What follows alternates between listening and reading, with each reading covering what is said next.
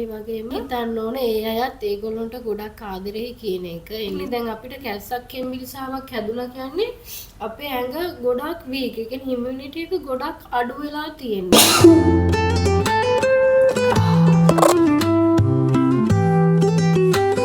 Room එක පිරිසිදු ලස්සනට තියාගන්න හොඳ වාතාශ්‍රයක් තියෙන්න ඕන අපිට.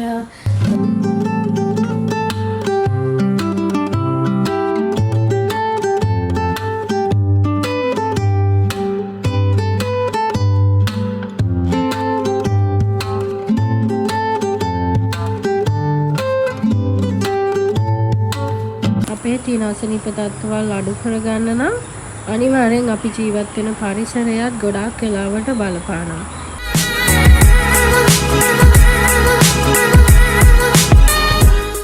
Hello everyone, කොහොමද ඔයගොල්ලන්ට හැමෝම හොඳින් ඉන්නව නේද? ඉතින් මම නම් පොඩ්ඩක් විතර හොඳින් නෙමෙයි ඉන්නේ, පොඩ්ඩක් අසනීපෙන් ඉන්නේ. මේ වීඩියෝ එක කරන්න හේතුව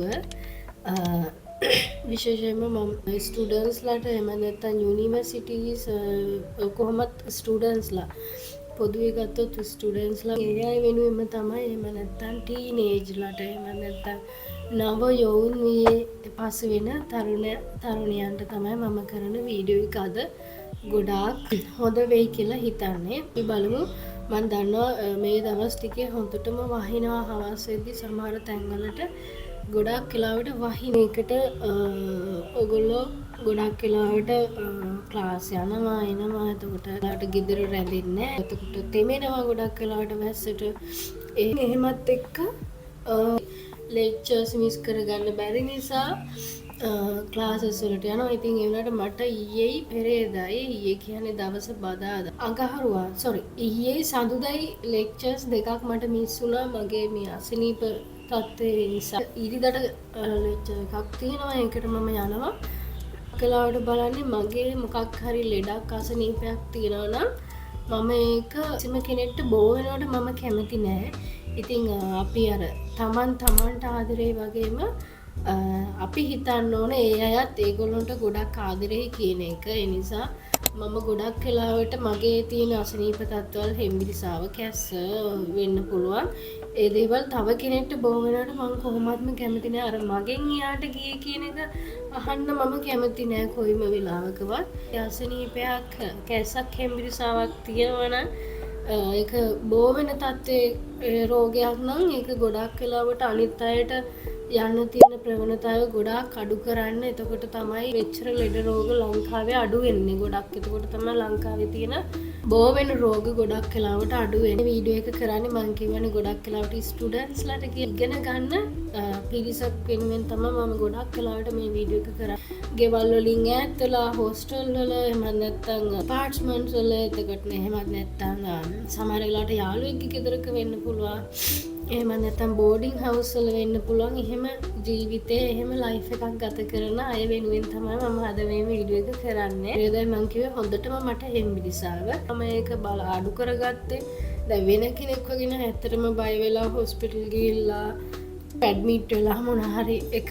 ඉතින් මම හැම වෙලේම මම බය වෙන්නේ නෑ මට උණක් කැස්සක් හෙම්බිරිසාවක් හැදුණා කියලා මම බය වෙන්නේ නෑ. මම ඉක්මනට හොස්පිටල් එකට යන්නෙත් නැහැ. මම දන්න කරන දේවල් ටිකක් තියෙනවා. ඒ ටික කරලා අඩුුනේ නැත්තම් තමයි මම හොස්පිටලයිස් වෙන්නේ. මම ගොඩක් වෙලාවට මම්ම තමයි මට බෙහෙත් කරගන්නේ. ඒ කියන්නේ උණක් හෙම්බිරිසාවක් කැස්සක් ආවොත් ඒ දවසට අපි කොහොමද ඩේට් එක ගත කරන්න කියන එක තමයි මම අද ඔයගොල්ලන්ට එක්ක ෂෙයා කරගන්නේ. බලමු වීඩියෝ එකට යන්. ඉතින් ඉස්සෙල්ලාම අපි කරන්න ඕන උදෙන්ම නැගිටින්න ඕන. ඒ කියන්නේ කම්මැලි වෙන්න හොඳ නෑ. අපිට කැස්සක් හෙම්බිරිසාවක් හැදුනා කියලා කොහොම වෙලාවකවත් මෑලි ගති අයින් කරගන්න ඕන. අංක 1 එහෙම නැති වුණොත් නම් බෑ. අපි දවසම බෙඩ් එකට වෙලා හිටියොත් හෙම්බිරිසාව වුණ කියන දේවල් අඩු කරගන්න අමාරුයි. ඉතින් අපි උදෙන්ම නැගිටින්න වෙනදට කරගෙන ආපු දේවල් කැස්සක් හෙම්බිරිසාවක් හැදුනා කියලා නතර කරන්නේ නැතුව ඒ දේවල් එදාටත් කරගෙන යන්න ඕන. සාමාන්‍යයෙන් අපි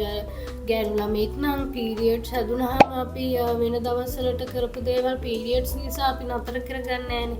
ඉතින් ඒ වගේ තමයි උණක් කැස්සක් හැදුනා කියන්නේ.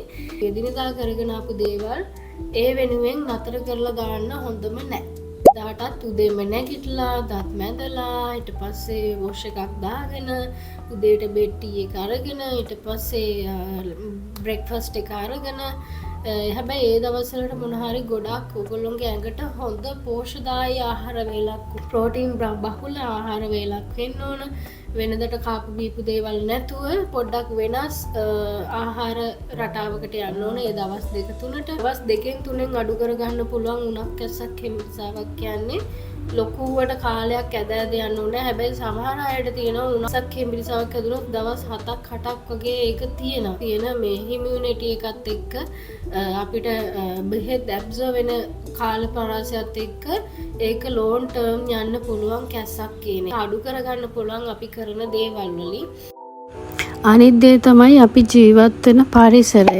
ඉතින් ඒකත් ගොඩාක් වෙලාවට බලපානවා අපිට අපේ ලෙඩ රෝග හොඳ කරගන්න නම් කායික මානසික වශයෙන් දෙකම හොඳ වෙන්න ඕන අපිට ඉක්මනට. එහෙම දේවල් වලින් මිදෙන්න නම් ඉතින් අපි ජීවත් වෙන පරිසරයට හොඳ පිරිසිදු වාතාශ්‍රයක් තියෙන්න ඕන. තද බදයක් නැති, කලබලකාරී ක්‍රමයක් නැති, දූවිල්ලෙන් ගඳෙන් නැති හොඳ පරිසරයක් වෙන්න ඕන. ඉතින් මම ගොඩාක් වෙලාවට ඉන්නේ ගෙදරින් පිට. ඉතින් අපේ ගෙවල් නුවරනේ, මම ඉන්නේ කොළඹ. ඉතින් එහෙම ඉද්දී මම ගොඩක් වෙලාවට මම උත්සාහ කරන්නේ මගේ මනසට නිදහසක් රිලැක්ස් එකක් දැනෙන ප්ලේස් එකක ඉන්න. ඒ නිසාම තමයි මම මෙතන තෝරගත්තේ. ඇත්තටම ගෙදරක ඉන්නවා වගේ හරිම නිදහස් කාම් එන්වයරන්මන්ට් එකක් තියෙන්නේ. මොන ප්‍රශ්නයක් තිබුණත් මෙතෙන් ඇවිල්ලා ආවට පරිසරය දිහා බලද්දී හරිම ලස්සනයි. ඒකත් අපිට ගොඩාක් වෙලාවට බලපානවා. කායික මානසික වශයෙන් දෙකම හොඳ වෙන්න නම් අපි ජීවත් වෙන පරිසරයත් ගොඩාක් වෙලාවට බලපාන. රූම් එක බෙඩ්රූම් එකත් හරිම පිළිවෙලට තියෙන්න ඕන. මොකද අපි වැඩි වෙලාවක් කාලය ගත කරන්නේ බෙඩ්රූම් එකේ නිසා බෙඩ්රූම් එකත් හොඳට පිළිවෙලට පිරිසුදුව සතිය ගානවත් බෙඩ් ෂීට්ස් පිලෝ කේසස් මාරු කරන්න ඕන අනිවාර්යෙන්ම. ඊළඟ දේ තමයි කොණ්ඩ පීර ගන්න ඕන.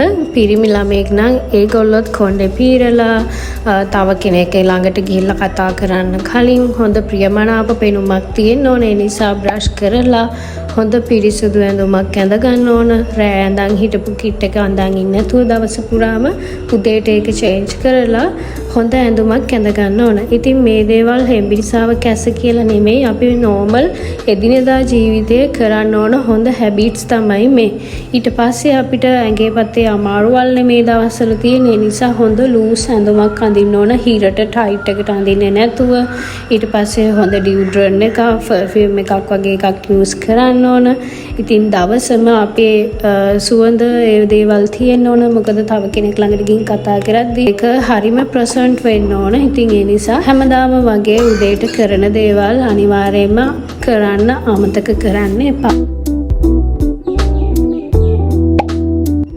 අනිත් දේ තමයි ඔයාට ඒ දවසට මොන හරි අධ්‍යාපන කටයුතු හරි වෙන මොන හරි බිස්නස් වැඩ හරි තව මොන හරි වැඩ තියෙනවා නම් ඒවත් අමතක කරන්න එපා. ඒ දේවලුත් හරියට කරගෙන යන්න. ඉතින් මම නම් උදේම කරන්නේ මට ඕඩර්ස් ටික නෝට් ඩවුන් කරගන්නවා. ඊළඟට කරන්න ඕන ලොකුම දේ තමයි දවස් 2-3ක්වත් යනකම් අඩුම කූල් ಜಾති නොකා නොබී ඉන්න ඕන. ඒ දවසට ඔයගොල්ලෝ මොන හරි කොත්තමල්ලි, ලින්ක් එහෙමත් නැත්නම් පස්පංගුව වගේ දේවල් බොන්න ඕන උදේ හවස 3 පාරක් විතර. ඊට පස්සේ ඊට අමතරව කරන්න පුළුවන් ඔයගොල්ලොන්ට ඉඟුරුයි කොත්තමල්ලි ඒකට මී පැණි බින්දු 2-3කුත් දාලා හොඳට රස්නෙන් බොන්න ඕන. ඊට පස්සේ ඔයගොල්ලොන්ට දවස් 2-3 කැස්ස ඉක්මනටම අඩු කරගන්න පුළුවන්. ඊළඟට ඔයා ළඟ තියෙන්නම ඕන බෙහෙත් ಜಾති ටිකක් තමයි පැනඩෝල්, සෙට්‍රසින්, විටමින් C, පිලිටර්න්, තව සියෝස් කියන ටැබ්ලට් එක. ඉතින් මේ ටික සෙමට, කැස්සට, හෙම්බිරිසාවට, ඔළුවේ කැක්කුමට ගොඩාක් හොඳයි. ඉතින් ඒ නිසා මේවා අනිවාර්යයෙන්ම ඔයගොල්ලන්ගේ ළඟ තියෙන්නම ඕන බෙහෙත් ಜಾති ටික.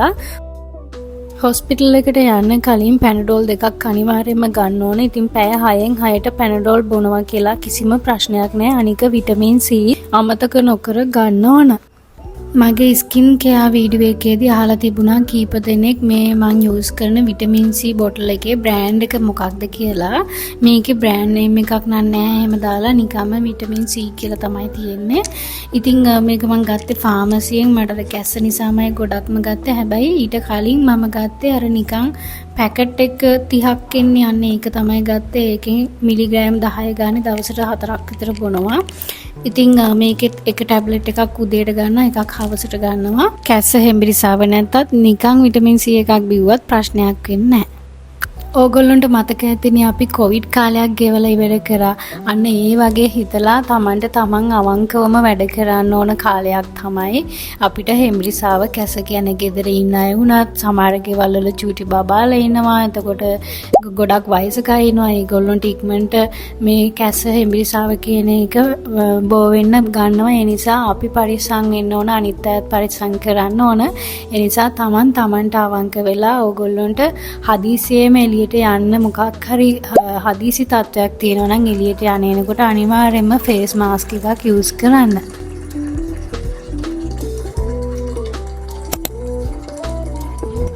ඉතින් අද වීඩියෝ එක ගැන මොනවද හිතුනේ කියලා අනිවාර්යයෙන්ම කමෙන්ට් එකක් දාන්න. මම හිතනවා මගේ වීඩියෝ එක ගොඩ දෙනෙක්ට වැදගත් වෙයි කියලා, විශේෂයෙන් ස්ටුඩන්ට්ස්ලාට.